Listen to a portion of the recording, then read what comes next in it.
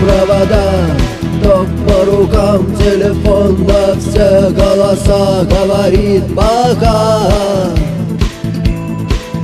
Пора.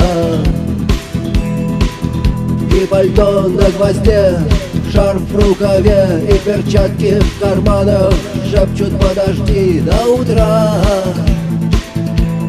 до утра.